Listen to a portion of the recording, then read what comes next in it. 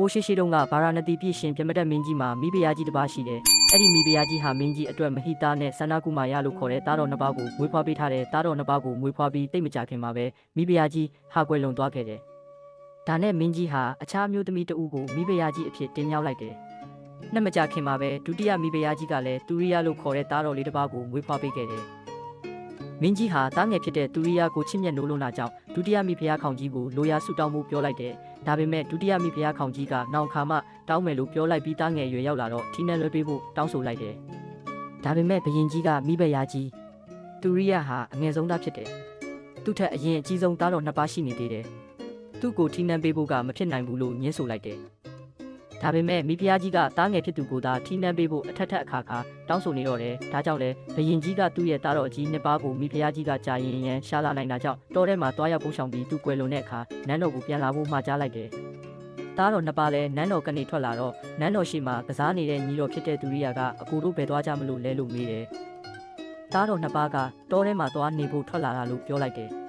သားငယ်ဖြစ်တဲ့သူရိယကလည်းသူလဲလိုက်မယ်ဆိုပြီးတော့အထဲကိုလိုက်လာခဲ့တယ်။သူတို့တောထဲကိုရောက်တော့ခီးပန်းပြီးမောတာကြောင့်တစ်ပင်အောက်မှာခဏနာပြီးညီငယ်ဆုံးဖြစ်တဲ့သူရိယကိုရေရှာဖို့လွတ်လိုက်တယ်။သူရိယကလည်းအနီးအနားမှာရေကန်တကန်တွေ့တာကြောင့်ရေခတ်ဖို့ရေကန်ထဲကိုဆင်းလိုက်တယ်ဆိုရင်ပဲသူ့ကိုရေကန်စောင့်ပြီးလူကဖမ်းလိုက်ပြီးဒေဝဓမ္မကိုတိလာလို့မေးတယ်။သူကလည်းဒေဝဓမ္မဟာနေနဲ့လားဖြစ်တယ်လို့ပြောလိုက်တယ်။သူပြောတာမမှန်တာကြောင့်ဘီလူကသူ့ကိုရေကန်အောက်မှာဖမ်းချုပ်ထားလိုက်တယ်။တူရိယကအချိန်တန်လို့ပြန်မလာတော့အကြီးဆုံးမင်းသားကဆန္ဒကုမာရမင်းသားကိုထပ်မံစေလွတ်ပြန်တယ်။သူလဲဘီလူဖမ်းခံရပြီးဒေဝဓမ္မကိုတိလာလို့မေးတော့ဒေဝဓမ္မဟာအရက်လေးမျက်နှာဖြစ်တယ်လို့ဖြေတယ်။သူ့ရဲ့အဖြေကမှားတာကြောင့်လဲဘီလူဖြစ်သူကရေကန်ထဲမှာဖမ်းချုပ်ထားလိုက်ပြန်တယ်။ညီတော်နှစ်ယောက်စလုံးပြန်မလာတာကြောင့်အကြီးဆုံးမင်းသားဖြစ်တဲ့မဟိတာကကိုရိုင်းရေကန်ရှိရာကိုလိုက်သွားခဲ့တယ်။ရေကန်ကိုရောက်တော့ရေကန်ဆက်မှာညီတော်နှစ်ပါးရဲ့ခြေရာတွေကိုတွေ့ရတာကြောင့်ဘီလူဖမ်းခြင်းကိုခံလိုက်ရပြီဆိုတာကိုသိတယ်။ဒါကြောင့်ရေကန်ထဲကိုမစင်းမဲနေတယ်။အဲ့ဒီအချိန်မှာမိုးဆိုးရောင်ဆောင်ထားတဲ့ရေကန်စောင့်ပြီးလူကသူ့စီကိုလာပြီးရေကန်ထဲကိုဆင်းဖို့တိုက်တွန်းတယ်။မင်းသားကလည်းမိုးဆိုးရဲ့အသွင်ပြင်ကိုကြည့်တယ်ဆိုရင်ပဲဘီလူဆိုတာကိုသိတာကြောင့်အတင်ဘီလူမဟုတ်လားလို့မေးလိုက်တယ်။ဘီလူကလည်းသူဘီလူဖြစ်ကြောင်းဝန်ခံပြီးသူ့ရဲ့ညီတော်နှစ်ပါးကိုလည်းဖမ်းထားတယ်လို့ပြောလိုက်တယ်။ဒါအပြင်ဘီလူကနတ်မင်းကြီးကသူ့ကိုရေအိုင်ထဲကိုဆင်းတဲ့သူတွေကိုစားခွင့်ပြုထားကြောင်းနဲ့ဒေဝဓမ္မကိုတိသူကိုတော့စားခွင့်မပြုကြောင်းကိုပြောပြတယ်။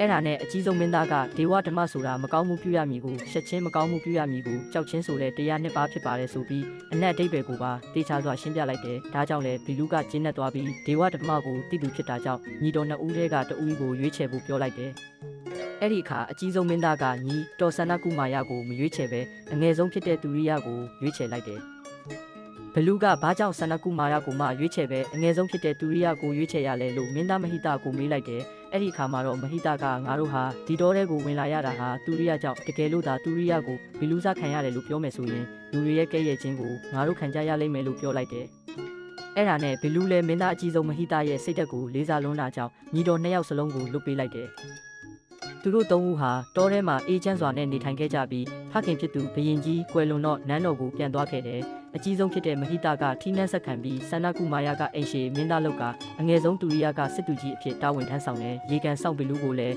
နန်းတော်ကိုခေါ်လာပြီးသူနှစ်တက်တဲ့နေရာမှာနေစေကကျွေးမွေးပြုစုထားတယ်။ဆက်ပေါင်းသောရေကန်ဆောင်ဘီလူဥစ္စာများသောယဟန်တူရိယမင်းသားအရှင်အာနန္ဒာဆန္ဒကုမာရမင်းသားအရှင်သာရိပုတ္တရာမဟိတမင်းသားဗုဒ္ဓဖရာတို့ဖြစ်ပါတယ်။အနှစ်ချုပ်သူတော်ကောင်းတရားနဲ့နေထိုင်ခြင်းဟာအကောင်းမွန်ဆုံးဘဝကိုရောက်နိုင်တယ်။